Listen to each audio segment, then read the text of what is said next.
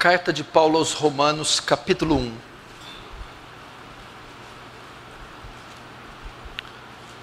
A partir do verso 1, diz assim: Paulo, servo de Jesus Cristo, chamado para ser apóstolo, separado para o evangelho de Deus, o qual foi por Deus outrora prometido por intermédio dos seus profetas nas sagradas escrituras, com respeito ao seu filho, o qual segundo a carne veio da descendência de Davi, e foi designado filho de Deus com poder, segundo o Espírito de santidade, pela ressurreição dos mortos, a saber, Jesus Cristo nosso Senhor, por intermédio de quem viemos a receber graça e apostolado por amor do seu nome, para obediência por fé entre todos os gentios, de cujo número sois também vós chamados para serdes de Jesus Cristo. A todos os amados de Deus que estáis em Roma, chamados para serdes santos, graça a vós outros e paz da parte de Deus nosso Pai e do nosso Senhor Jesus Cristo.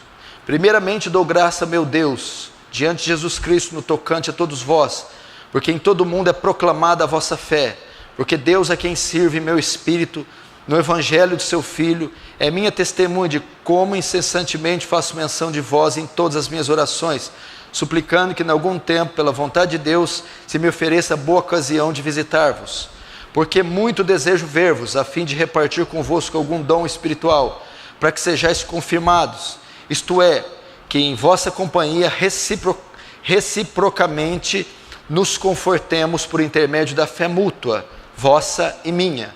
Porque não quero, irmãos, que ignoreis, que muitas vezes me propus ir ter convosco, no que tenho sido até agora impedido, para conseguir igualmente entre vós algum fruto, como também entre outros gentios, pois sou devedor tanto a gregos quanto a bárbaros, tanto a sábios como a ignorantes. Por isso, quanto está em mim, estou pronto a anunciar o evangelho também a vós, outros em Roma. Pois não me envergonho do evangelho, porque é o poder de Deus para a salvação de todo aquele que crê, primeiro do judeu, também do grego, visto que a justiça de Deus se revela no evangelho, de fé em fé, como está escrito, o justo viverá por fé. Deixa aberto no capítulo 1, verso 1, vamos orar.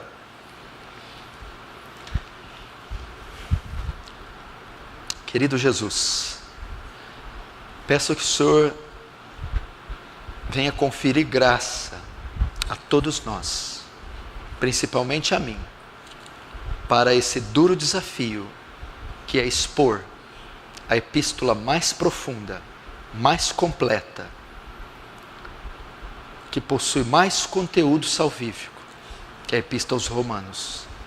Dê graça aos irmãos para compreender, serem edificados, santificados, compreender a altura, a profundidade, a extensão do seu amor, demonstrado nessa grandiosa mensagem que é o Evangelho.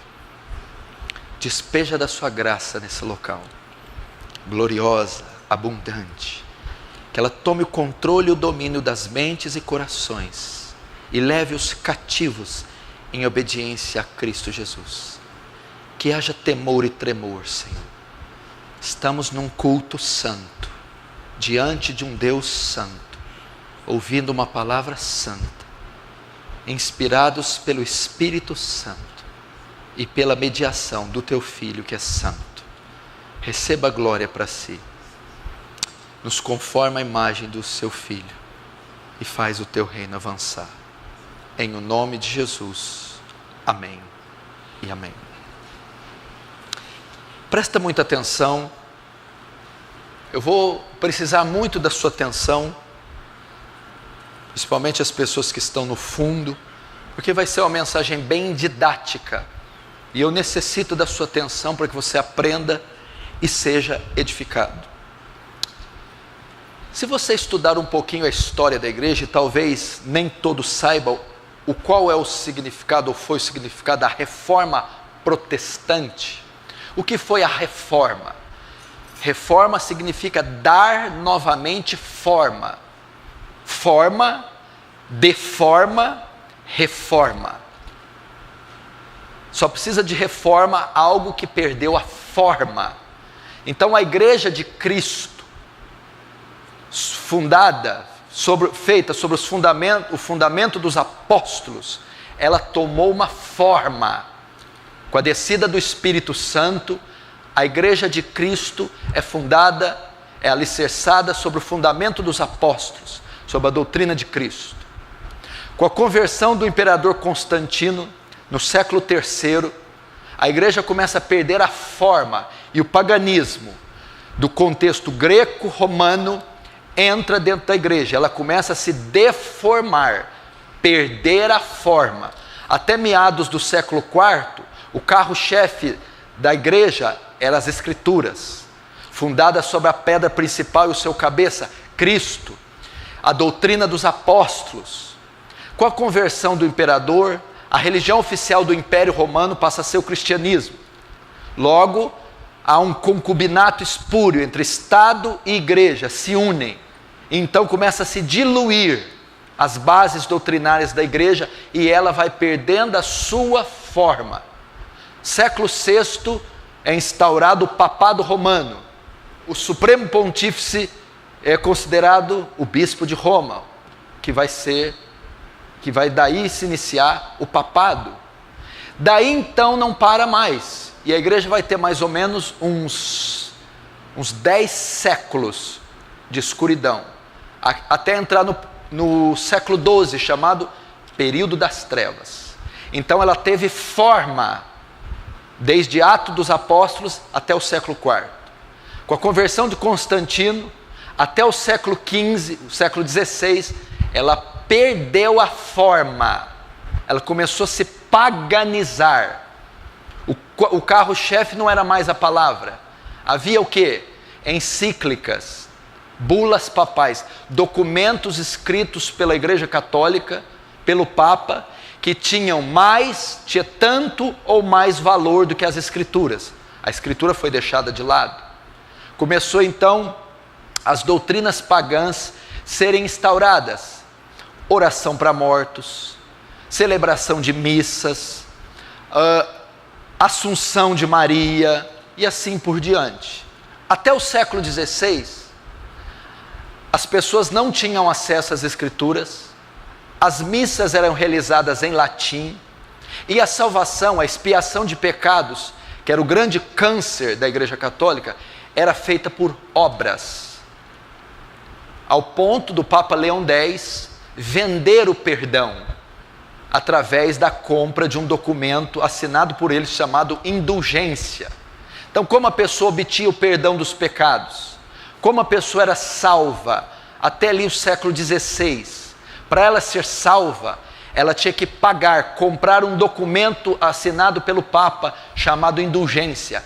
Ao pagar por esse documento, ela recebia o perdão dos pecados ou diminuía o tempo dela do purgatório. O purgatório é outra doutrina inventada pela Igreja Católica.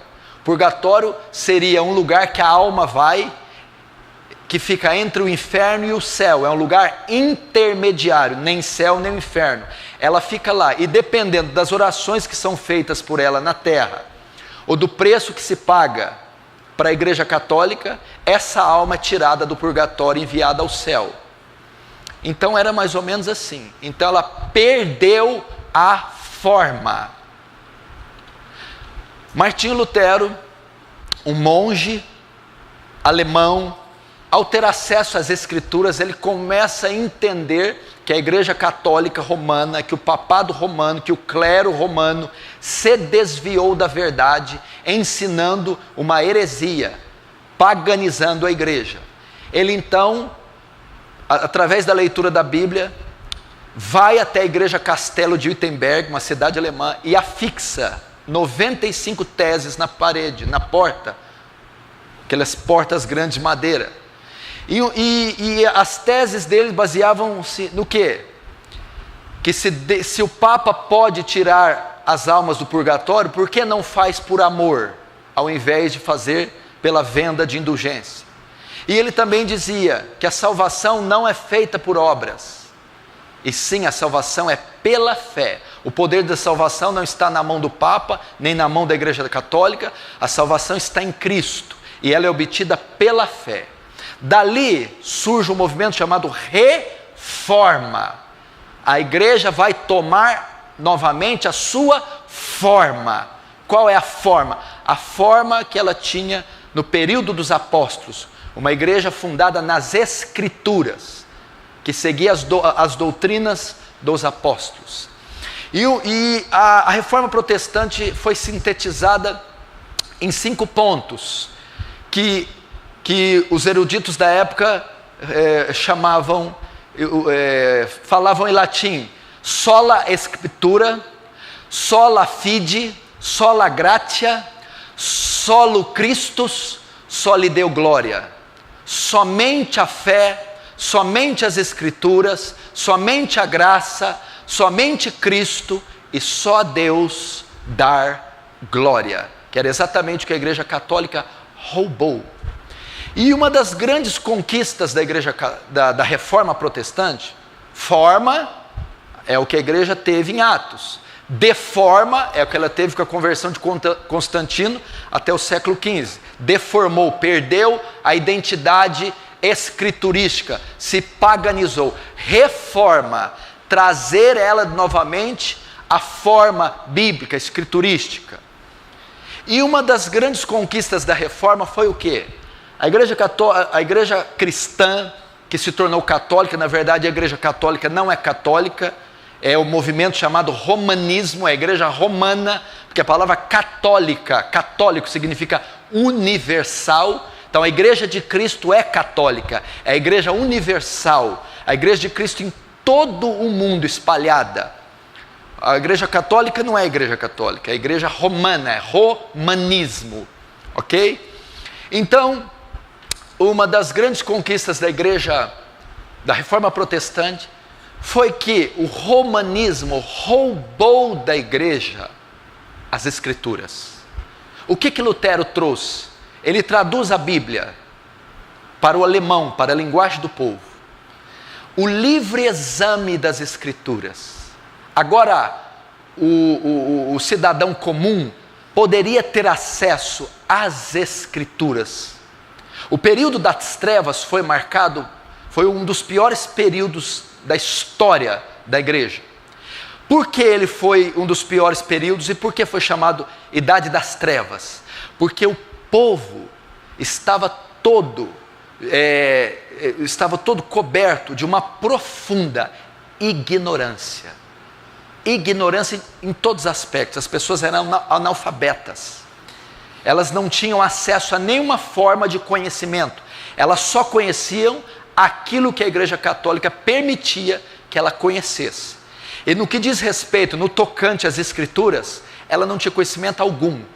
Tudo que ela conhecia das Escrituras, do cristianismo, de Deus, era o que a Igreja Católica permitia que ela conhecesse. A Reforma Protestante trouxe o sola Scriptura, somente Escritura, mas não também sola Escritura, também o tota Escritura, toda Escritura. Agora, o trabalhador, o simples cidadão, o cristão simples, tem acesso ao conhecimento. E a própria Bíblia diz, João 8,32, por que a idade das trevas foi chamada disso? Por causa da ignorância. E João 8,32 diz, e conhecereis a verdade, e tereis acesso à verdade, e a verdade vos libertará. Foi isso que a Reforma Protestante trouxe.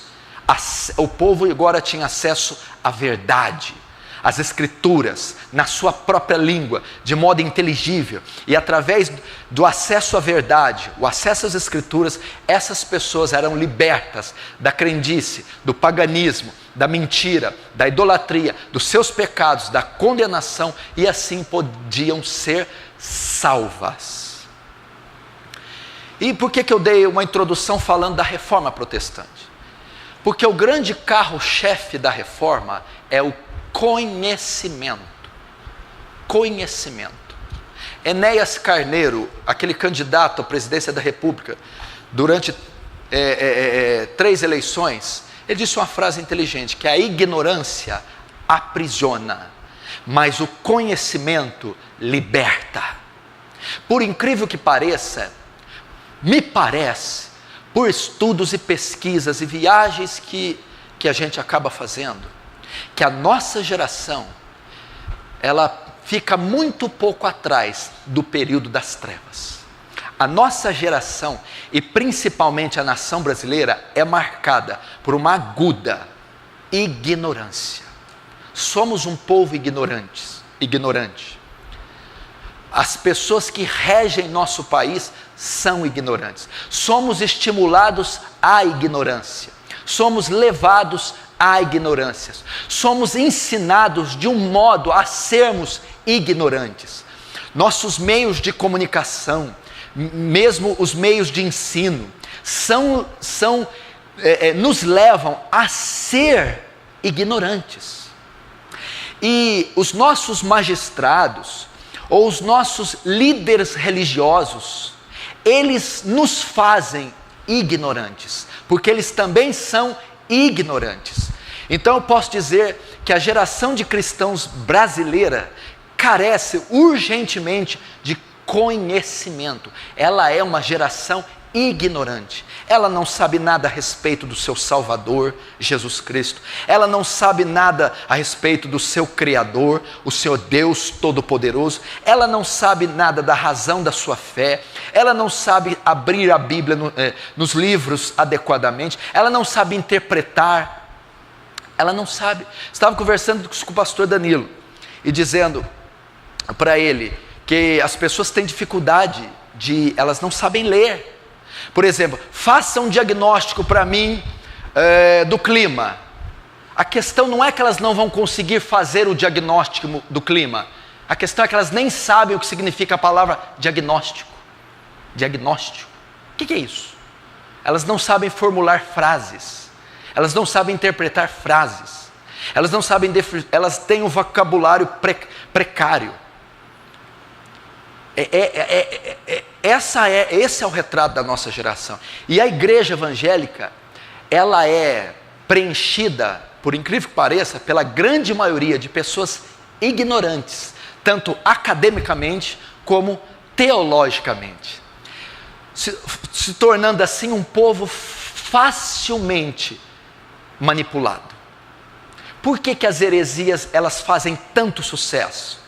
Por que as pessoas engolem de tudo que é apresentado no mercado da fé?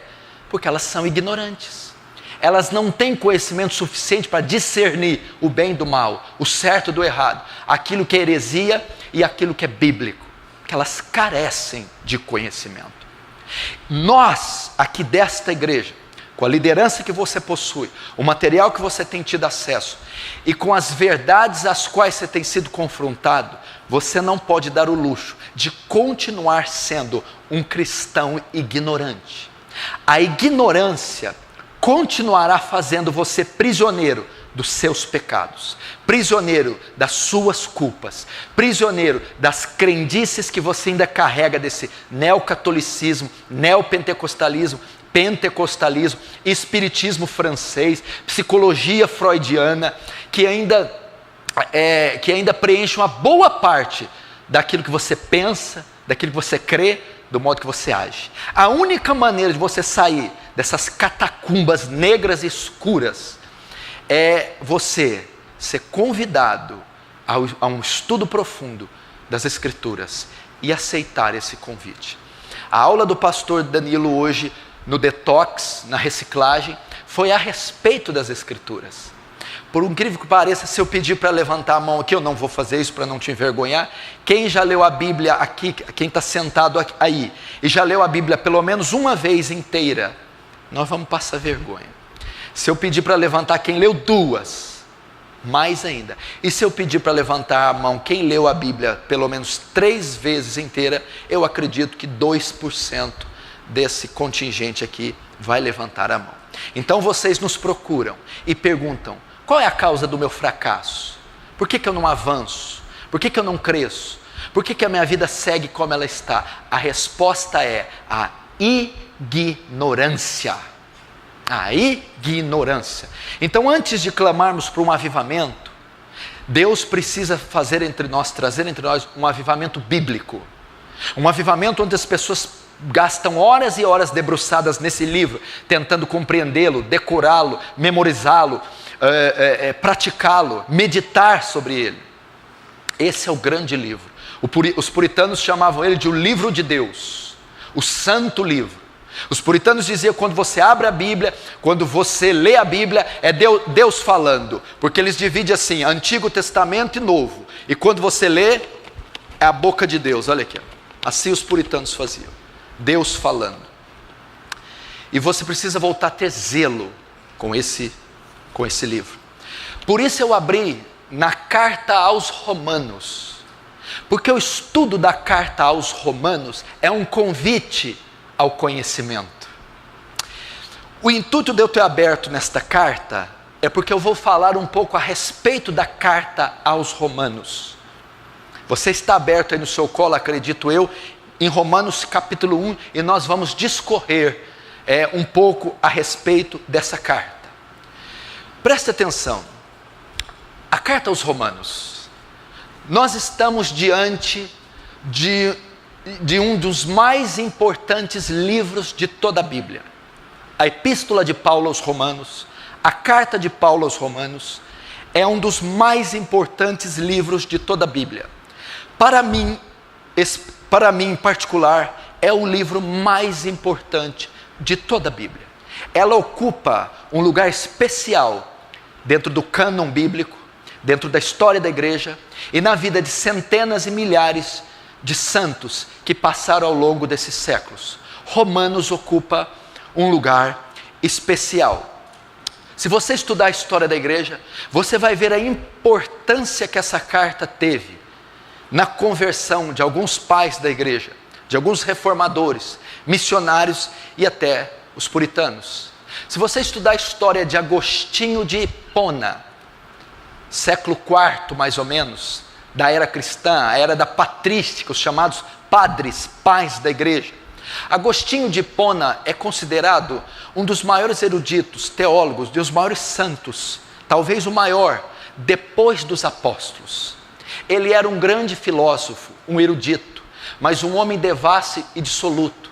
Um belo dia, ele estava em uma praça, e ele ouve uma criança gritar, dizer em latim, tolle lege, tolle lege, tolle lege, toma e lê, toma e lê. O dissoluto Agostinho, o ímpio Agostinho, chega em casa, sobe no armário e pega uma Bíblia. E ele abre ela na carta aos Romanos e lê o capítulo 13. E quando ele lê aquelas palavras, o coração dele arde. E ali se dá a conversão de Agostinho de Hipona, que vai se tornar um dos maiores teólogos da história. Ele se converteu através da carta aos Romanos. E Martim Lutero, talvez nenhum homem ocupe tanta importância na história da igreja como Lutero. Talvez só Cristo tenha tanta importância e o apóstolo Paulo, antes de Lutero. Lutero foi o agente da reforma. Foi através de Lutero e por causa dele que estamos aqui. Lutero era um monge, pagão, católico, devoto de Maria. Como se deu a conversão de Lutero? Lutero era um homem que pagava pesadas penitências pela culpa do pecado, mas mesmo pagando penitências, ele não conseguia viver livre da culpa do pecado. Ele era professor de teologia, ele dava aula de teologia na igreja católica, ele era um erudito, porém um ímpio, um homem que vivia com sua culpa. Foi então que Lutero decidiu estudar a epístola aos Romanos, e logo no primeiro capítulo, no verso 17, de fé em fé, como está escrito, o justo viverá da fé. Nele, no Evangelho, se descobre a justiça de Deus. Lutero pôde repousar. Ali se dá a conversão de Lutero. Ele viu que ele não precisava das penitências, das obras, do flagelamento. Que a salvação, o perdão, vem por meio da fé. Então Lutero se converte. E como se deu a conversão de Lutero? Como quando ele teve acesso à epístola de Paulo aos Romanos. O mesmo pode dizer do latoeiro John Bunyan, aquele que escreveu o segundo livro mais vendido do mundo, O Peregrino. John Bunyan se converteu estudando a epístola dos Gálatas, mas só descobriu o verdadeiro sentido da fé quando ele teve acesso à carta aos Romanos, ele pôde ver que a justificação, que a salvação, o perdão, a expiação veio por meio da fé. Talvez um dos mais conhecidos desses últimos séculos também se converteu tendo acesso aos Romanos, John Wesley. John Wesley é um homem muito piedoso, santo, mas tinha muita dificuldade de compreender a justificação pela fé sem as obras. É então que ele conhece os irmãos morávios. E os irmãos morávios, principalmente numa viagem que ele teve de navio, ensinou a Wesley que a justificação, o perdão dos pecados, vem apenas em depositar, pelo fato de depositar a sua confiança, a sua esperança, a sua fé em Cristo. E ali começa a operar a vida dele, Deus operar na vida dele. Contudo, Wesley ainda não se converteu realmente. Mas em Londres, Deus já trabalhando no coração, na rua Aldersgate, ele vai ouvir um homem fazer uma exposição de Romanos. E nessa exposição de Romanos, quando Wesley tem acesso a Romanos, é então que ele sente paz no seu coração e o perdão dos pecados. Ali, John Wesley se torna salvo. Veja a importância dessa carta na conversão desses homens. Veja a importância dessa carta na reforma protestante. A reforma protestante se baseou quase que toda no conteúdo da carta de Paulo aos Romanos. João Crisóstomo, outro dos pais da igreja, ele tinha tanto apreço pela carta de Romanos que ele ouvia ela 2 vezes por semana.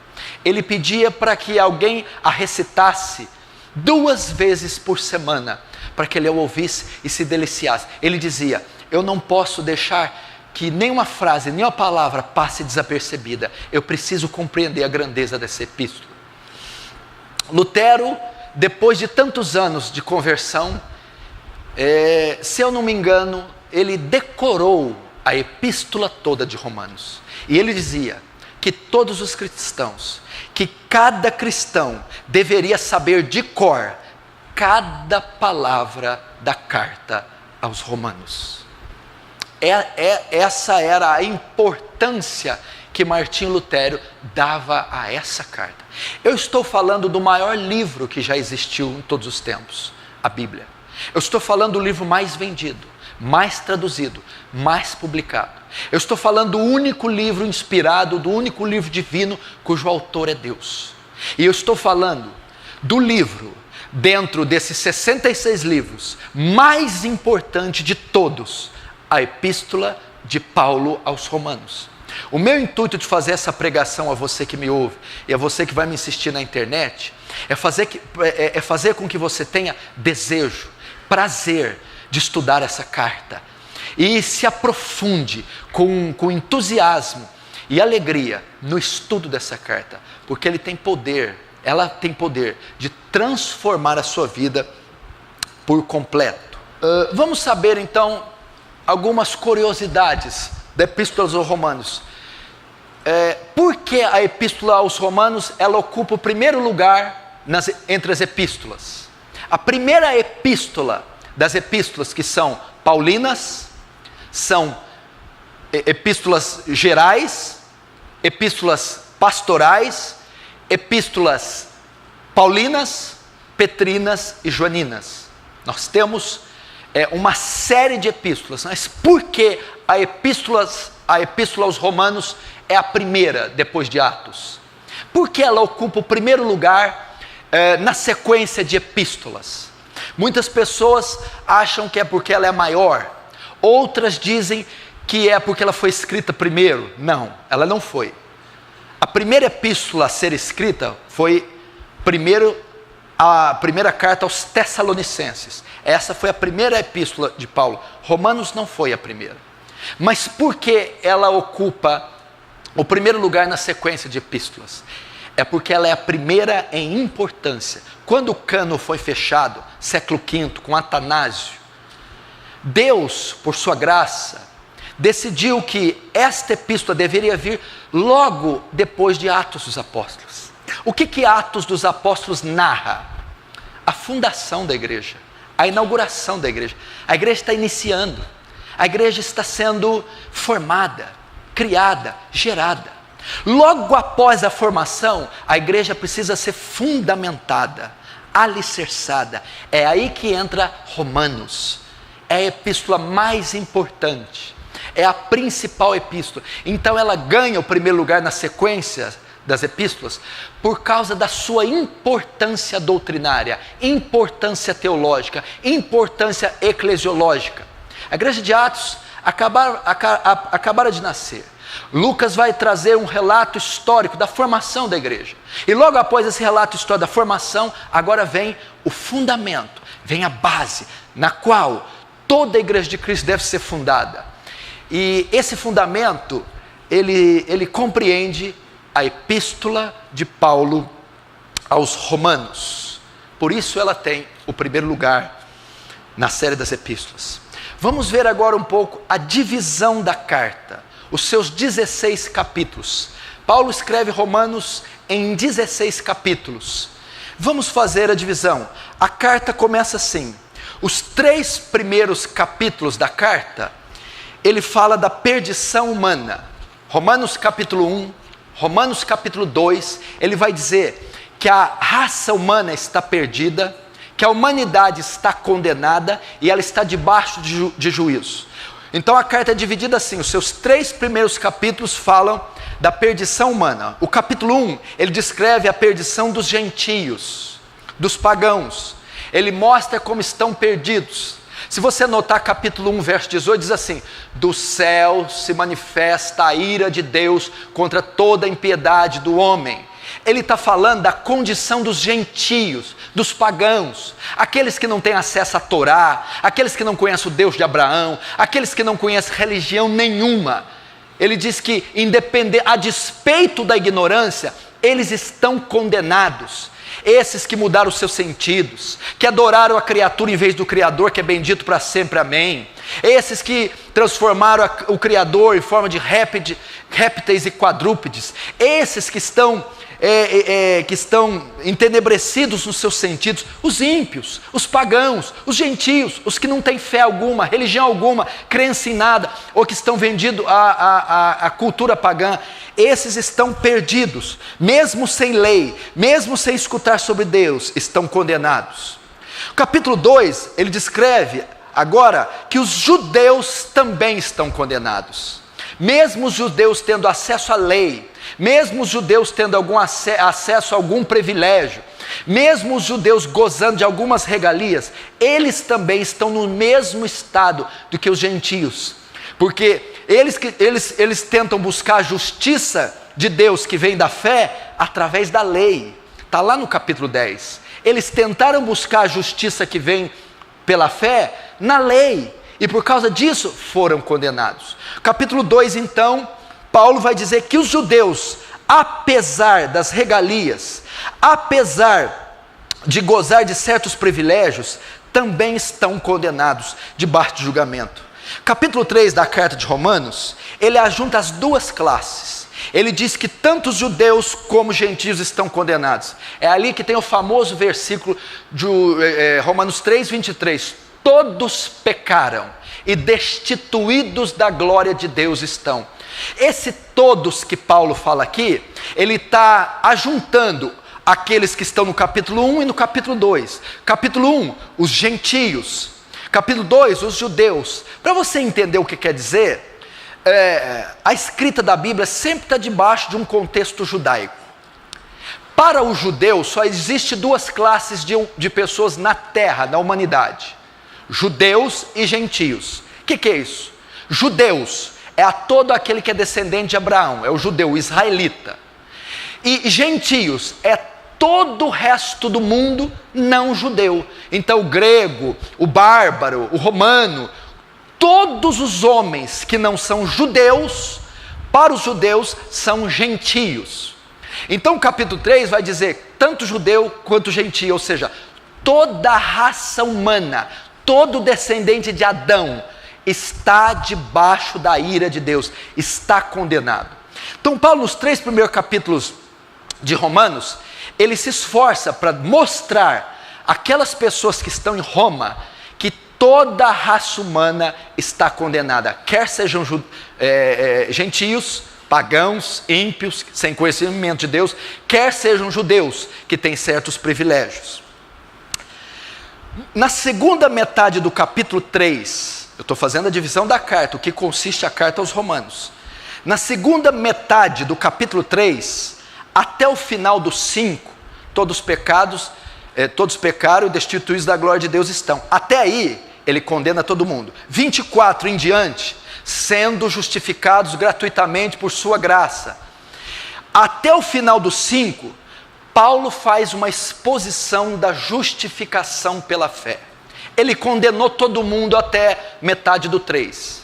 Da metade do 3 até o final do 5, ele vai mostrar como essa raça humana inteira condenada, como os gentios completamente perdidos e condenados, como os judeus, mesmo tendo acesso à lei, condenados, podem ser salvos, como eles podem ser justos. Então ele vai fazer uma exposição da justificação pela fé, como Deus salva, isenta o pecador dos seus pecados, como pecadores, tanto gentio como judeus, podem ser salvos. Ele vai falar da nossa condição mediante, ele vai dizer que isso é possível mediante a fé em Cristo. No capítulo 4, ele mostra o exemplo de Davi e de Abraão, como eles foram justificados pela fé, como tiveram seus pecados apagados e perdoados. Notem, da metade do 3 até o final do 5, ele vai dizer como esses pecadores condenados, tanto judeu como gentios, podem ser salvos. Ele vai fazer uma exposição da justificação pela fé. Eles terão seus pecados cancelados mediante a fé em Cristo. No capítulo 4 ele vai dizer que isso ocorreu com Abraão e com Davi. Por que ele cita Abraão e Davi? Porque ele mostra que mesmo Abraão e Davi no tempo da lei, não poderiam ser salvos pela lei, e sim pela fé. E ele diz que Abraão e Davi obtiveram o perdão, a justificação, não por serem observantes da lei, mas por praticarem, mas por depositarem a sua fé em Deus. Mas por que ele cita Davi e Abraão? Dois personagens importantíssimos para os judeus. A carta foi escrita um pano de fundo judaico. Havia entre a igreja de Roma judeus, e esta linguagem era inteligível para eles. E ele dizia, vejam só, eles não foram justificados por guardar a lei, eles foram justificados por crer em Deus. Então ele está aqui expondo a doutrina da justificação pela fé. Quem não sabe o que é justificação pela fé, apesar de eu ter falado muito aqui, pecados são como crimes. Crimes têm que ser punidos. Quem comete crimes são injustos. A pessoa para ir para o céu tem que ser justa. Ela tem que ser isenta do seu crime. Quando ela é isenta do seu crime, ela é justa. E o justo entra no céu. Quem é justo? Ninguém é justo. Todo mundo é injusto. Mas mediante a fé no sacrifício de Cristo, eu sou isento do meu crime. Tenho meu crime perdoado e me torno justo. Me tornando justo, eu posso entrar no céu. Como eu me torno justo podendo entrar no céu? Crendo em Jesus Cristo, na sua obra salvífica na cruz. Isto é justificação. No capítulo 5, ele faz uma comparação entre Adão e Cristo. Capítulo 5, ele vai dizer como ocorreu a transmissão do pecado para toda a raça humana. Não é assim? Através do primeiro Adão. Adão pecou. De onde se descende toda a raça humana? Da onde vem você e eu? Da onde se descende? De Adão e Eva. Adão e Eva foram os primeiros genitores, os primeiros pais de toda a raça humana. Ok? Adão e Eva foi o primeiro casal de seres humanos a existir. Quando Adão peca, quando Adão peca, é como se um vírus infectasse, entrasse em Adão, chamado pecado. Logo, todos que descendessem de Adão viriam com a transmissão do pecado. Então o pecado passou para todos os homens, e com o pecado a morte. Logo, todos os homens morreram. Agora, como todos os homens podem ser salvos? Através do segundo Adão. O primeiro Adão desobedeceu, pecou e fez com que todos pecassem e fossem condenados. O segundo Adão, Cristo, obedeceu, viveu uma vida reta, santa, justa, recebeu o mérito da justiça, da lei de Deus, morrendo na cruz. E através dele, todos podem ser salvos. Através do primeiro Adão, todos são condenados. Através do segundo Adão, todos podem ser salvos.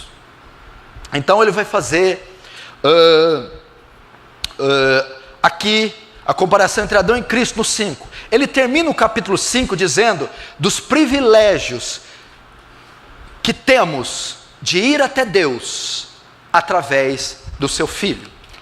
Então até aqui Paulo tratou da condenação de toda raça e como toda raça pode ser salva. Essa é a divisão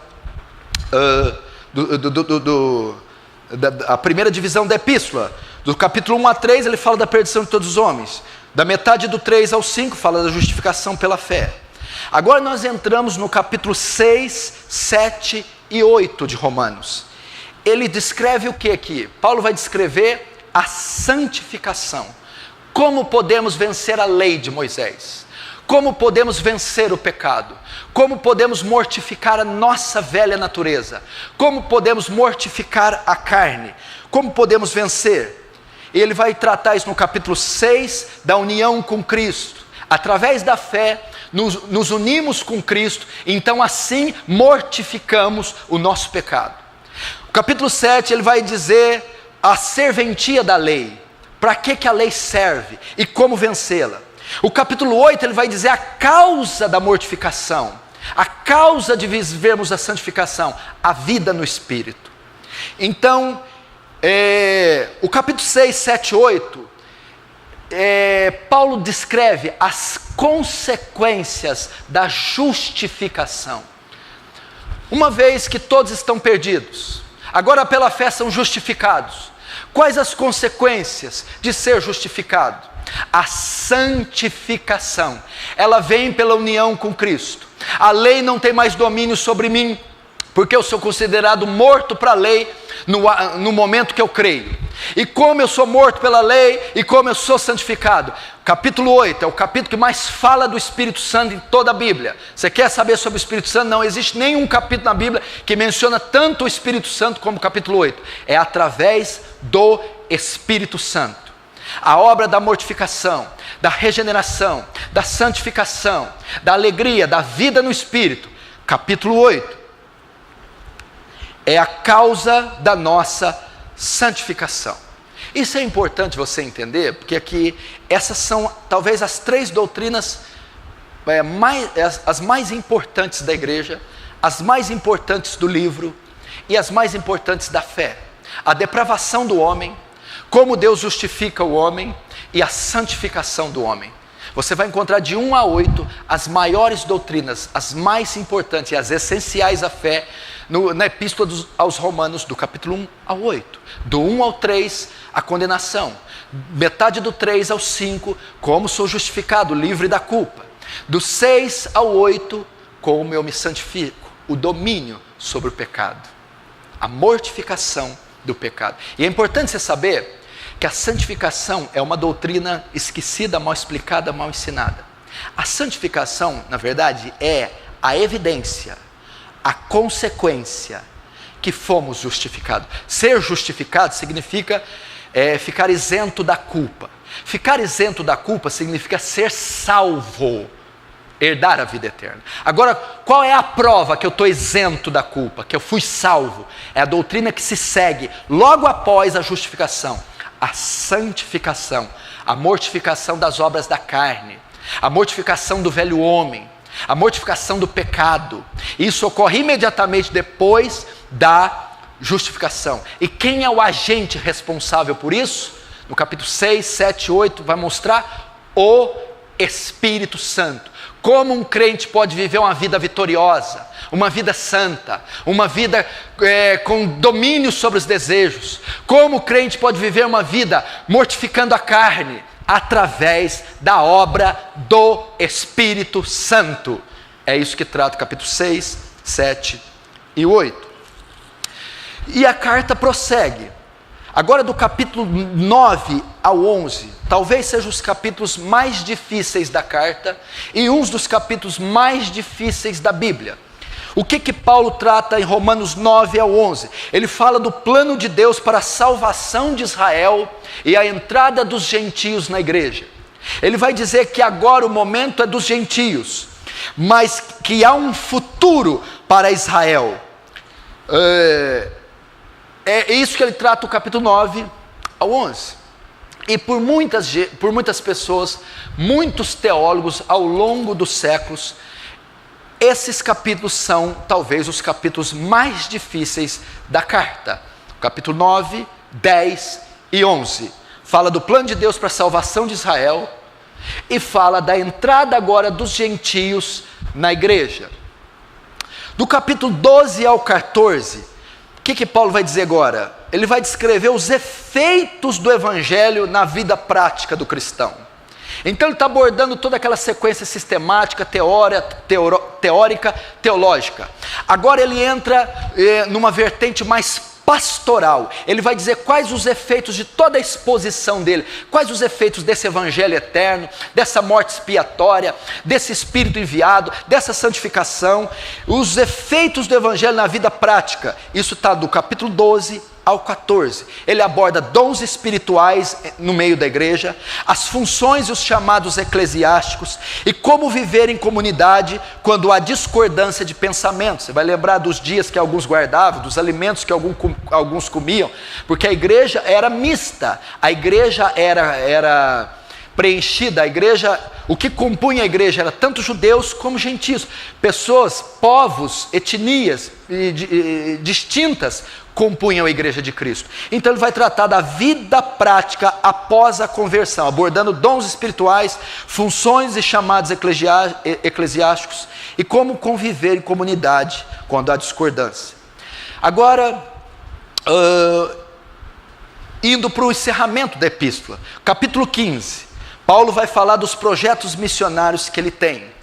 Ele inicia a epístola falando a causa dele ter escrito, que era um projeto missionário. Agora no capítulo 15, ele retorna para falar do projeto missionário, que ele tem intenção de ir à Espanha, e que é uma ajuda, que é o apoio da igreja de Roma. Então ele fala de forma mais completa, descreve o seu trabalho, o seu desejo de ir até Roma, estar com eles, para que eles apoiem agora o seu trabalho missionário. Ele já tinha feito as suas 3 viagens, ele já tinha evangelizado toda a bacia do Mediterrâneo, ele precisava de ir em novos lugares, ele precisava do apoio da igreja romana. Então ele vai tratar isso no capítulo 15.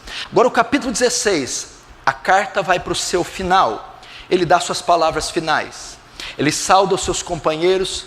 A igreja de Roma não o conhecia, somente alguns membros, e ele vai se despedir, ele vai, aliás, saudá-los, fazer as suas considerações finais.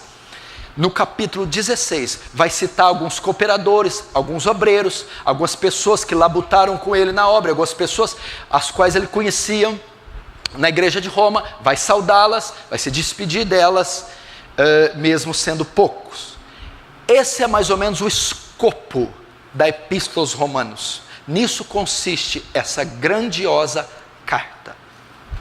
Que você estude essa carta, é um convite para você se aprofundar nessa, a obra-prima, a carta magna do apóstolo Paulo, a Epístola de Paulo aos Romanos. Leia todos os dias. Leia um capítulo por dia, releia essa epístola, decore essa epístola, estude essa epístola, porque ela vai mudar a sua vida.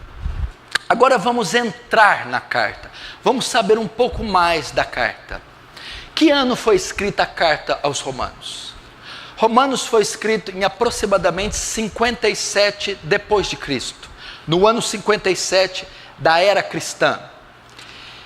Ela foi escrita para quem? Presta atenção para você aprender.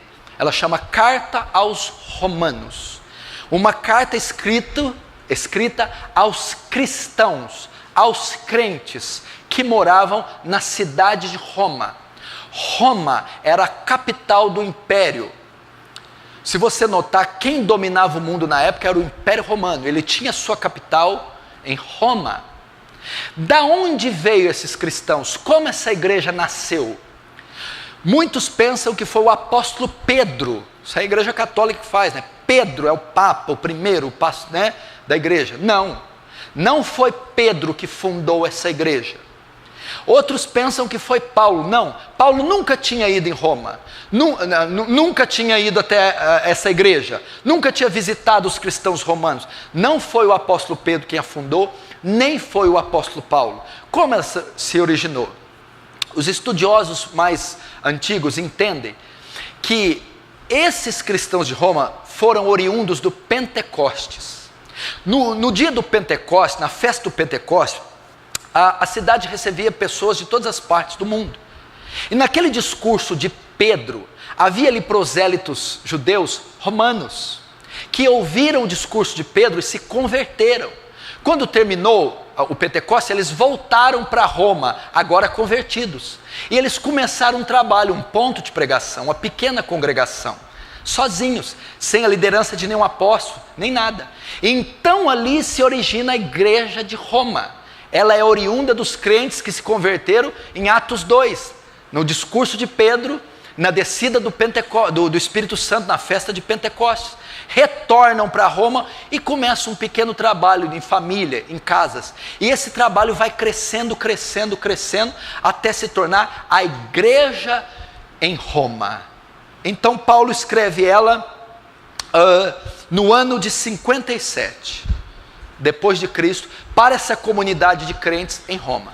Agora vai uma das coisas mais interessantes aqui. Por que Paulo escreveu essa epístola? Aonde ele estava? Paulo estava na cidade de Éfeso quando escreveu. Ele intencionava ir para Jerusalém ajudar a igreja pobre da Judéia. Ele vinha passando por algumas igrejas e ele fez coletas, ofertas, para levar até a igreja da Judéia, que estava passando fome, com muita necessidade. Da Judéia, a intenção de Paulo era ir para a Espanha, fazer missões. Vejam só, Paulo já estava no final da sua terceira viagem missionária. Já tinha saturado a região que Paulo estava, ele já tinha evangelizado toda a bacia do Mediterrâneo. Não havia mais campo para evangelizar ali. A intenção de Paulo é ir para o norte, para a Espanha, onde o evangelho ainda não havia sido pregado. E Paulo precisava do apoio de uma igreja. Paulo ficou sabendo que estrategicamente a igreja mais próxima da Espanha, a igreja com mais recursos financeiros, a igreja com mais condição de apoiá-lo, seria a igreja de Roma. Então ele escreve essa carta com o intuito da igreja de Roma recebê-lo e apoiá-lo para a sua viagem até a Espanha. É isso que ele está fazendo, ele escreve ela direto de Éfeso. Ele está ali em Éfeso cheio de coletas, né? Ele está com ofertas das igrejas que passou. Pretende ir a Jerusalém para dar à igreja da Judéia a coleta, que estão todos passando fome. E de Jerusalém partir para Roma. Mas antes de partir de Éfeso, ele escreve a carta, com o fim dos romanos recebê-lo.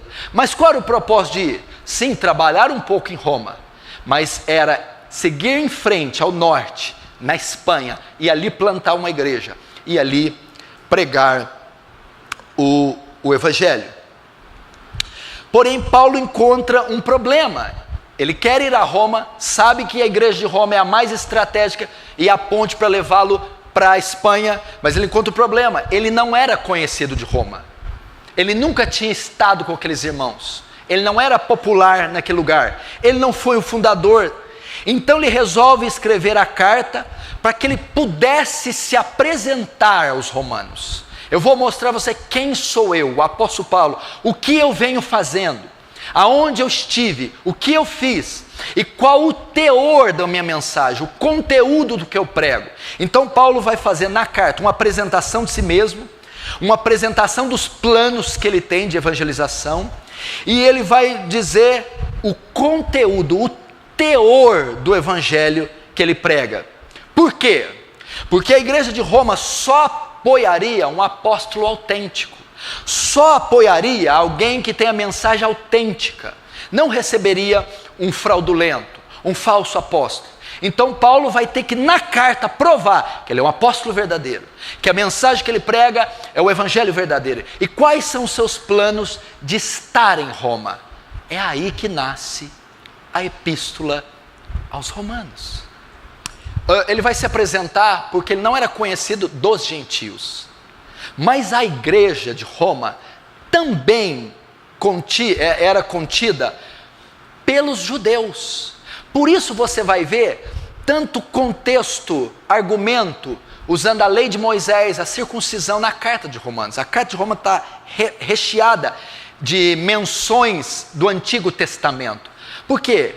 Porque onde Paulo ia, ele era perseguido por um ativismo judaico. Os judeus, onde Paulo passava, os judeus iam para atrapalhar a obra de Paulo. Paulo ia apresentar o evangelho, então os judeus chegavam e diziam: não, Paulo não é um judeu puro sangue, Paulo vem da diáspora, da dispersão, Paulo não observa a circuncisão, Paulo não observa a dieta judaica, Paulo não observa os dias, Paulo não é um apóstolo autêntico. Os judeus iam e atrapalhavam.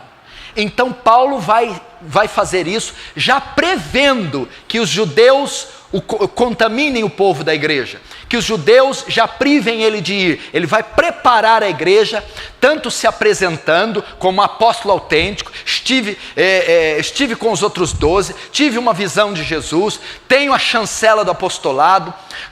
Ele vai descrever argumentos que os judeus podiam usar e para refutá-los. Mais uma vez eu repito a você, é um convite a você conhecer essa carta. Eu vou te dar uma dica boa. Pegue uma Bíblia na versão revista e atualizada, que eu acredito que é a melhor versão para o português. Tem também a revista corrigida, muito boa, a corrigida e fiel. Mas pegue a revista e atualizada. E pegue uma na nova tradução da linguagem de hoje. Leia Romanos nas duas traduções, para você compreender pelo menos o vocabulário português. Não que a NTLH seja tão fiel assim, ela não é tão fiel, mas ela dá um entendimento para o português mais adequado. Juntamente com isso, se você puder, tem um dicionário bíblico, o dicionário Wycliffe, que é vendido pela CPAD. Compre esse dicionário. Se você puder também, compre o comentário de Romanos, a exposição de Romanos, do Dr. Martin Lloyd Jones, vai te ajudar muito. E leia Romanos, meu filho. Vamos só fazer uma exposição levezinha então. Verso 1, vamos entrar na carta. Paulo, servo de Jesus Cristo, chamado para ser apóstolo, separado para o evangelho de Deus. Até aí. Primeiro Paulo começa se identificando. Eu vou dizer Paulo. Ele começa como ele faz de costume com todas as cartas, apresentando, mostrando o autor da carta. Então o autor da carta aqui é inequívoco, é Paulo. Ele começa se identificando. Ele começa dando um título para ele: Paulo, servo de Jesus Cristo. A palavra servo aqui é doulos, que quer dizer escravo. Por que Paulo usa esse termo? Lembra que aqui houve a helenização do império. A língua mais falada aqui é o grego. O grego, por causa do império greco-macedônio, que veio antes do romano, fez com que todo mundo falasse grego. Então, na época de Paulo, a língua mais falada era o grego. E quando ele vai dizer Paulo, servo de Jesus Cristo, Paulo, escravo, ele usa o termo doulos. Por quê?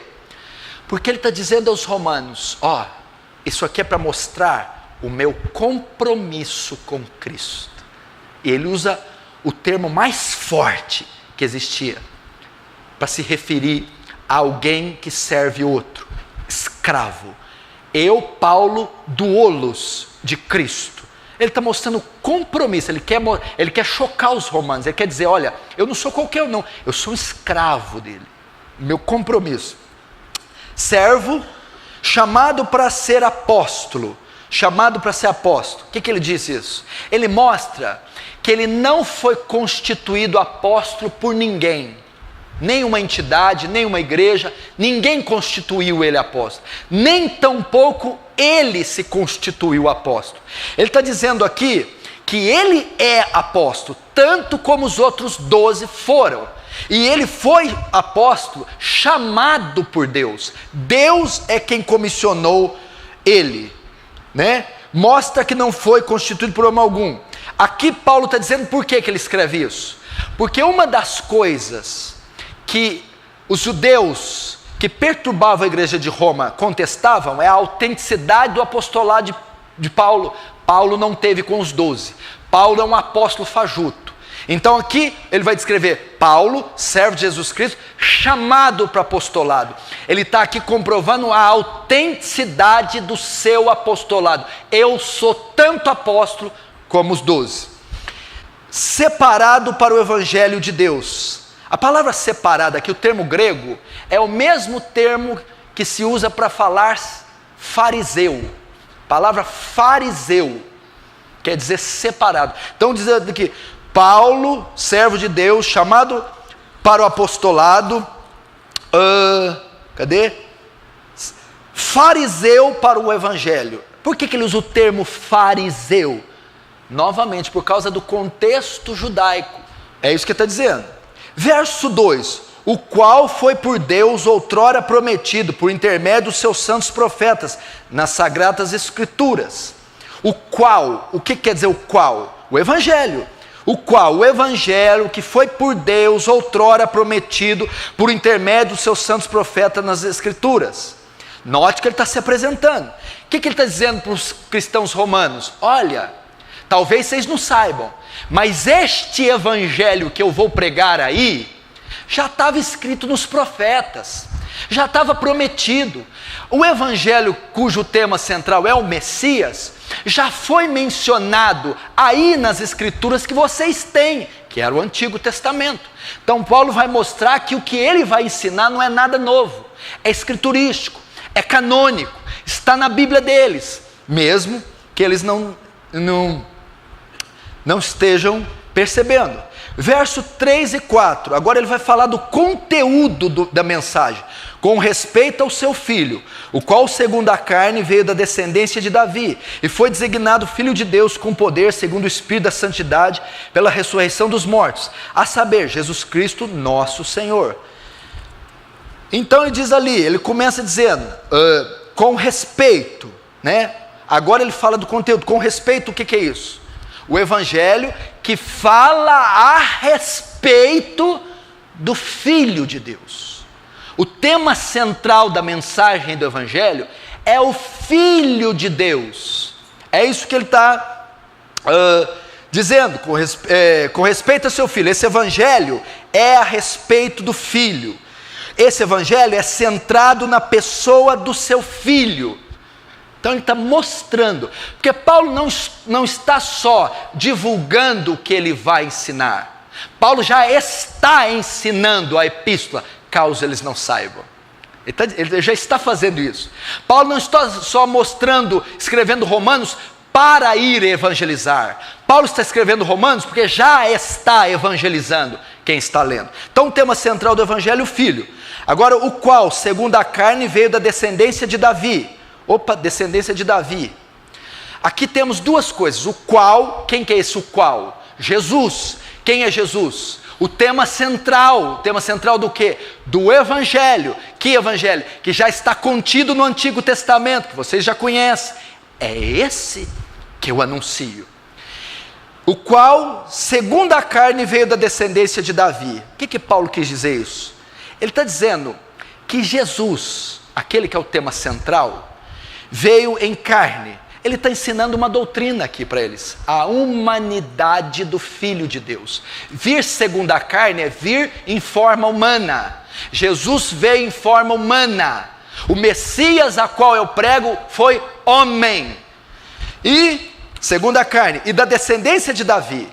O que significa? Este homem, que é o tema central do meu evangelho, é da linhagem davídica, é filho de Davi, é descendente de Davi. Por que ele vai dizer isso? Novamente o contexto judaico.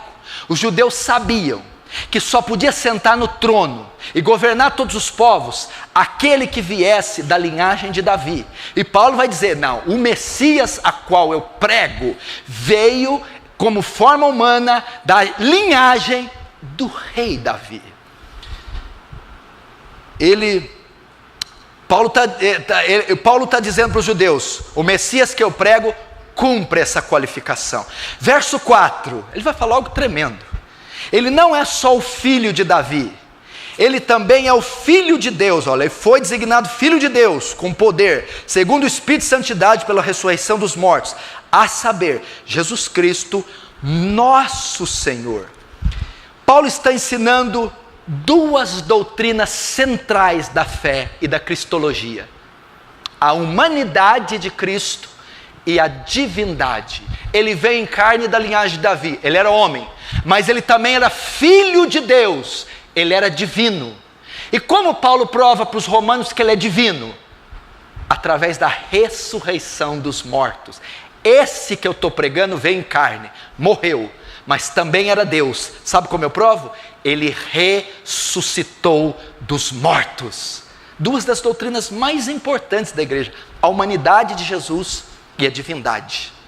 É a união hipostática. As duas naturezas convivem juntas, coexistem juntas, sem se misturar. Jesus é 100% homem, 100% Deus, na mesma pessoa. Você quer ver isso no barco? Jesus, quando os discípulos atravessam o mar, na tempestade, Jesus está dormindo. Homem, está cansado, não aguentava.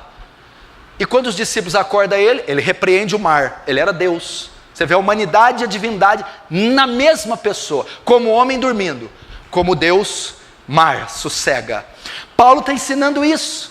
O tema principal da minha mensagem é o Deus homem, que morreu e ressuscitou, da linhagem de Davi. Verso 5, agora Paulo vai falar do seu apostolado, vai novamente defender, por intermédio de quem viemos a receber graça e apostolado, por amor do seu nome, para obediência por fé, entre todos os gentios.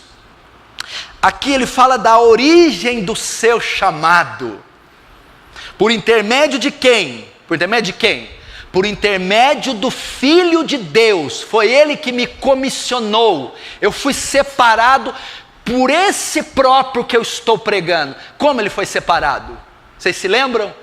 Saulo, Saulo, por que me persegues? Quem és tu, Senhor? Eu sou Jesus quem tu persegue. Dura coisa era para ti recalcitrar contra os aguilhões. E vai porque este é para mim vaso eleito, e para levar o meu nome entre os gentios. Foi o próprio Cristo quem o separou. Novamente ele está provando a autenticidade do seu apostolado. Olha lá, por intermédio de quem? O Filho de Deus. Cristo chamou e concedeu graça para proclamar o seu nome, pregar o Evangelho, que é o que lá, por intermédio de quem viemos a receber graça e apostolado, por amor do seu nome, ok? Paulo foi separado por Cristo e recebeu graça para pregar o Evangelho. O texto ainda prossegue, para obediência por fé entre todos os gentios. Aqui Paulo vai escrever para os romanos qual é o chamado específico. Pedro, o apóstolo, foi separado para pregar para os judeus. Eu, Paulo, fui separado para pregar para os gentios. Lembra, eu te ensinei o que é gentio e judeu. Só duas classes de seres humanos no planeta Terra. Judeu, todo o povo de Israel. Gentios, todo outro povo que não é judeu. Então, africano, coreano, americano, brasileiro, qualquer outro que não é judeu é gentio. Paulo foi separado por Jesus para pregar aos gentios. Aí ele vai dizer uma coisa, para reafirmar a autoridade que ele tem sobre Roma. Olha o verso 6. De cujo número sois também vós chamados para ser de Jesus Cristo. Aí ele vai dizer assim, Paulo está dizendo que dentro do chamado dele para pregar aos gentios, estava incluído os cristãos de Roma. A maior parte da igreja romana era feita de gentios. Se Paulo foi designado e foi confiado a ele os gentios, e a igreja de Roma era a maioria de gentios, Paulo vai dizer, eu tenho autoridade sobre vocês, Vocês estão dentro da minha jurisdição. Gentios, os não-judeus. Verso 7, vamos que eu estou terminando, não fique nervoso. A todos os amados de Deus que estáis em Roma, chamados para ser santos, graça a vós outros e paz, da parte de Deus nosso Pai, e do Senhor Jesus Cristo. O verso 7, sabe o que é? Do verso 1 até o 7, ele está fazendo uma saudação, é uma apresentação da pessoa dele. Do verso 1 ao 7. No 7, Paulo termina a saudação e a apresentação, demonstrando quem eram os destinatários. Ele vai dizer lá, a todos os amados de Deus que estáis em Roma, os destinatários da carta de Roma, chamados para ser santos. Aí ele saúda, graça a vós outros e paz, da parte de Deus nosso Pai e do Senhor Jesus Cristo. Ele termina a introdução da carta, a saudação, a apresentação. Agora Paulo vai entrar no assunto da carta. Ele vai fazer um resumo. Parece até um livro, é um prefácio, né? Aqui é a apresentação do autor, agora é o prefácio do livro. No que consiste todo o livro? Paulo vai entrar. Ele pretende ir a Roma. E agora ele vai escrever como pretende fazer isso. Dos versos 7 em diante, ele vai mostrar como ele vai comunicar isso. O desejo dele é ir a Roma, ele só se apresentou. Agora ele vai usar seus argumentos para convencer os cristãos de Roma a recebê-lo. É isso que ele vai começar a fazer do 8 em diante. Ele pretende ir para lá, e ele está tentando convencê-los de recebê-lo. Primeiro ele se apresenta, agora ele vai usar os argumentos que os farão permitir com que ele vai. Do verso 8 ao 15 é o que ele tenta. Vamos ver lá o verso 8. Primeiramente, dou graças ao meu Deus, mediante a Jesus Cristo, no tocante a todos vós, porque em todo mundo é proclamada a vossa fé. Porque o Deus a quem sirve meu espírito no evangelho do seu Filho é minha testemunha, de como incessantemente faço menção de todos os vós, em todas as minhas orações, suplicando em algum tempo, pela vontade de Deus, que se me ofereça boa ocasião de visitar-vos. Vamos lá. Qual o argumento que ele usa? Ele está escrevendo para eles assim, Paulo diz aqui que conhece a fama da igreja de Roma. A igreja de Roma, ela cresceu muito rapidamente. Ela se tornou uma igreja grande, uma igreja abastada e uma igreja de muita qualidade. E a fama da igreja romana era tão grande que ela estava perturbando o Império Romano.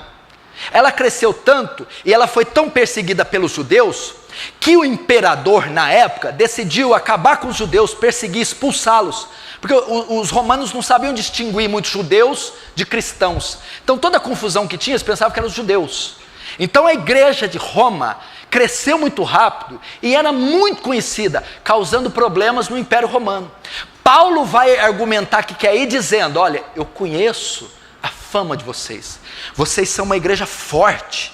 Ele vai argumentar que conhece a fama da igreja. Como? Primeiro, que ela é forte, em todo mundo é proclamada a vossa fé, que tinha uma boa reputação, em todo mundo é proclamada a vossa fé. Então é forte porque ela está se expandindo, tinha uma boa reputação porque é proclamada como um bom exemplo, e que já dedica um bom tempo a orar por ela, incessamente faço menção de vós. Então Paulo vai dizer isso. A igreja de vocês é grande, ela é forte, eu tenho ouvido a respeito dela, tenho percebido que é uma igreja santa, bíblica, e eu já tenho orado há um bom tempo pela igreja de vocês. Paulo começa a dizer isso, a fim de que eles abram o coração e recebam. Verso 10, aqui no verso 10 ele mostra qual era o desejo dele, comunicado a Deus em oração. Olha, em todas as minhas orações, suplicando que em algum tempo, pela vontade de Deus, se me ofereça boa ocasião de visitar-vos. Paulo vai escrever para eles e vai falar para eles que ele orava por eles. E ele vai mostrar o desejo que ele tinha para os romanos, manifestado na oração. Olha, romanos, eu oro, estou orando há muito tempo, para Deus me abrir uma porta, para dar uma ocasião de ir visitar-vos. Aqui Paulo menciona pela primeira vez o desejo de estar com eles. Eu nunca estive com vocês, eu não conheço vocês, mas ouço falar muito bem de vocês, ao ponto de estar orando por vocês há muito tempo, e em minhas orações tenho colocado diante de Deus que eu quero ver vocês, eu quero visitar vocês. Então ele apresenta o desejo de ir a Roma no verso 10. Verso 11. O que ele deseja fazer lá? O que Paulo deseja fazer lá? No 10 ele diz que quer ir. Agora no 11 ele vai dizer para os romanos o que ele quer fazer. Porque muito desejo ver-vos, a fim de repartir convosco algum dom espiritual, para que sejais confirmados. Então um dos desejos dele, olha, eu quero ir até aí, a fim de confirmar algum dom a vocês, para que sejais confirmados. O que é repartir com eles algum dom? Paulo dizia assim, olha, eu quero visitar vocês, para ensinar vocês. Dividir algum dom, quero ensinar, edificar, trazer algo a vocês que vocês não têm, ensinar alguma doutrina, edificar algum santo, ou confirmar, né? Diz aqui, comunicar um dom, repartir algum dom, e para confirmar. Ou também ele está dizendo, quero também pregar para outras pessoas, novos convertidos, trazer tanto gentios como judeus à fé. É isso que Paulo está querendo dizer. Olha, eu quero ir para aí, ajudar a igreja a crescer. Quero pregar, quero ensinar, quero evangelizar nas ruas, para que haja conversões, quero comunicar algum dom e confirmar vocês. Esse confirmar também significa assim, ó. Então ele quer ensinar, evangelizar e ganhar almas e confirmar a igreja. Ele está querendo dizer assim, ó, a igreja de Roma, apesar de grande, santa e está espalhada, vamos dizer assim, ela não é uma igreja registrada, ela não está sob a jurisdição de nenhum apóstolo, porque nessa época os apóstolos estavam vivos, e eles que eram os cabeças da igreja, e todas as igrejas eram controladas por eles. Esta aqui estava sem o controle, estava sem a orientação de nenhum apóstolo, e Paulo está dizendo, eu quero confirmar, autenticar essa igreja, quero que ela esteja sob o cuidado de um apóstolo, que são os cabeças da igreja de Cristo, nessas primeiras décadas. Então eu vou ensinar vocês, vou evangelizar pessoas para que a igreja cresça, e quero estar sob os cuidados dessa igreja, confirmá-la. É isso que ele quer dizer. Verso 12. Isto é, para que a vossa companhia reciprocamente nos confortemos, por intermédio da fé mútua, vossa e minha. Aqui Paulo mostra a humildade dele. Ele está dizendo, olha, eu sou o grande apóstolo Paulo. Eu quero ir para confirmar um dom, ensinar vocês.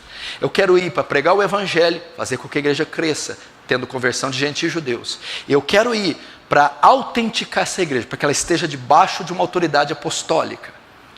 Mas eu não quero só ir para dar, não. Eu quero também para receber. Eu quero comunicar um dom e ser comunicado também. É o que ele vai dizer aqui, ó.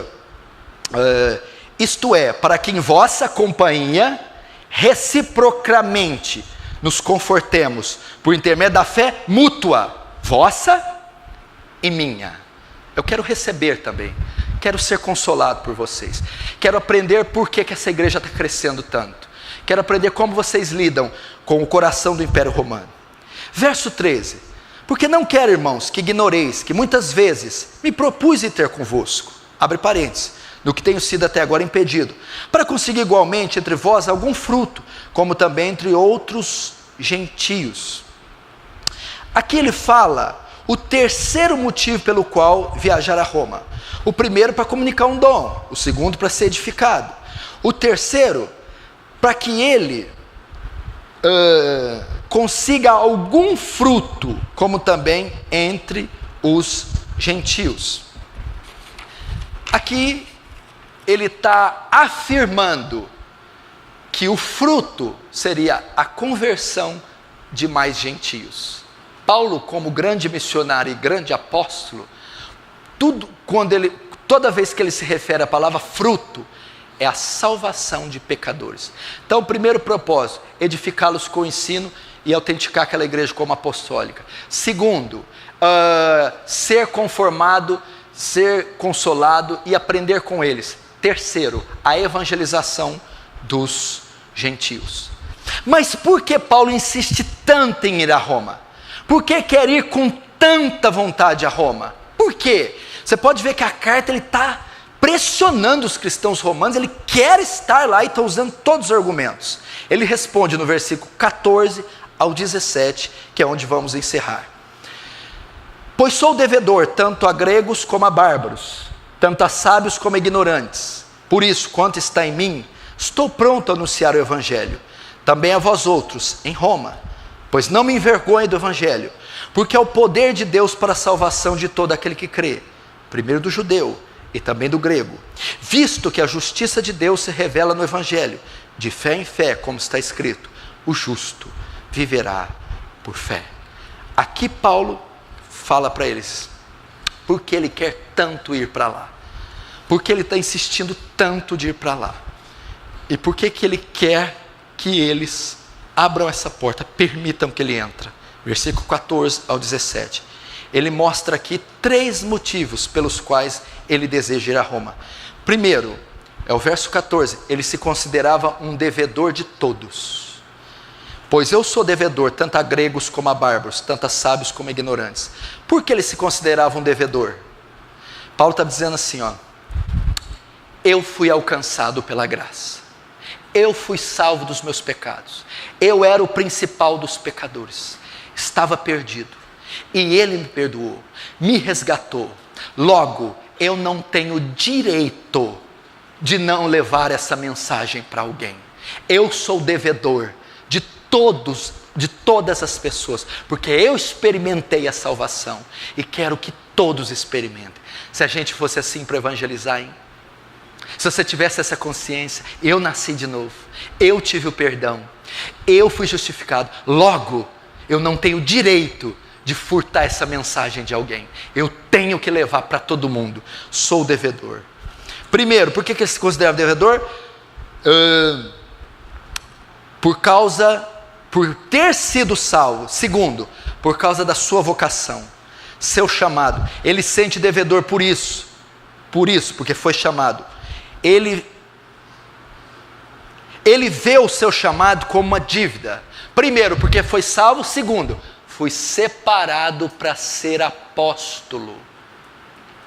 Paulo considerava o seu chamado, pastor Danilo, uma dívida. Eu fui chamado para isso, eu sou devedor. Eu não posso me dar o luxo de ficar sem pregar para bárbaro, grego, judeu, gentio, qualquer um. Eu sou devedor. Primeiro, porque eu fui salvo, não tenho direito de não levar essa salvação para os outros. Segundo, fui chamado para isso e vejo o meu chamado como uma dívida. Sou um devedor. Quando ele fala sou um devedor de grego, bárbaro, eu devo o evangelho a eles. Eu devo isso. Você deve, para pecador você deve, viu? Quem está com as contas em dia aí? Não está não. Você está devendo a alguém. Quem? Os pecadores. Você deve a eles a proclamação do evangelho. Segunda motivação. Primeira motivação dele querer ir a Roma é porque ele se considera um devedor. Segunda motivação, verso 16: pois não me envergonho do evangelho, porque é o poder de Deus para a salvação de todo aquele que crê, primeiro do judeu e também do grego. Sabe qual que era a segunda motivação? Não, a segunda de motivação é o 15, perdão. Por isso, quanto a mim, quanto está em mim, estou pronto a anunciar o evangelho também a vós outros em Roma. Primeira motivação, o chamado dele, ele considerava um devedor. Segunda motivação, sabe por que eu quero ir em Roma? Porque eu estou disposto, eu estou pronto, estou capacitado, estou na ponta dos cascos. Estou pronto para partir daqui, do Mediterrâneo, e seguir rumo ao norte, para pregar o evangelho. Estou preparado, capacitado, pronto, disponível, disposto. Paulo fala da sua disposição. Estou disponível para pregar. Por isso que eu quero ir. Já cumpri meu chamado aqui nessa região. Quero desbravar novas fronteiras. Primeiro, sou devedor de todos os ímpios, porque para isso fui chamado, para pregar. Segundo, estou preparado e pronto para novos desafios, e inclui Roma e Espanha. Terceiro, motivação, pois não me envergonho do Evangelho, porque é o poder de Deus para a salvação de todo aquele que crê, primeiro do judeu, também do grego. Qual que é a terceira motivação? Eu tenho uma mensagem poderosa. Quando ele usa o termo poder, dunamis, o grego estava familiarizado com isso, a cultura da época era a ideia de explosão, de energia, poder. Então Paulo está dizendo da transcendência da mensagem, da espiritualidade da mensagem. É uma mensagem poderosa. Eu tenho uma mensagem capaz de transformar gregos. Eu tenho uma mensagem capaz de transformar bárbaros. Eu tenho uma mensagem capaz de transformar judeus. Eu tenho uma mensagem capaz de transformar gentios. Eu desejo ir aí porque eu possuo uma mensagem poderosa, transformadora, salvadora de qualquer homem. Eu tenho uma mensagem que reconcilia, justifica, santifica os homens. Não me envergonhe do Evangelho, porque ele é o poder de Deus para a salvação. O terceiro argumento, a terceira motivação é que ela é poderosa. Aí o verso 17 ele encerra mostrando por que ela é poderosa. É porque ela cura câncer? É porque ela prospera alguém? Não. Para isso é necessário um certo tipo de poder? É necessário. Mas ele vai mostrar que ela é poderosa, porque ela é capaz de fazer aquilo que nada na terra pode fazer. 17, visto que a justiça de Deus se revela onde? No Evangelho. Que Evangelho? O poder para a salvação, de fé em fé, como está escrito, o justo viverá da fé. Sabe por que essa mensagem é poderosa? E é por causa dela ser poderosa que eu quero ir aí. É porque ela é a única mensagem capaz de transformar pecadores, de justificar pecadores, de reconciliar com Deus pecadores. Romanos, eu tenho a mensagem. É isso que Paulo está dizendo.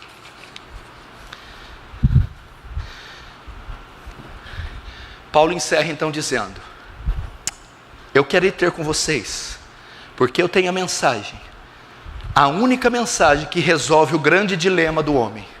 Como um Deus justo pode salvar pecadores sem deixar de ser justo? Resposta: o Evangelho. Aqui está, mais ou menos, em síntese, o que consiste essa carta gloriosa, essa estupenda carta, essa obra-prima. Quem escreveu? O ano que escreveu? Para quem escreveu? Com qual propósito escreveu? Qual o conteúdo do que escreveu? É a mensagem salvadora. Esse é um convite ao estudo da carta aos Romanos. É um convite ao estudo da justificação. É um convite ao estudo do amor de Deus. É um convite ao estudo das Sagradas Escrituras. Ame esse livro, decore esse livro, estude esse livro, medite nesse livro. Então você vai ver os efeitos transformadores na sua vida. Vamos fechar os olhos, vamos orar.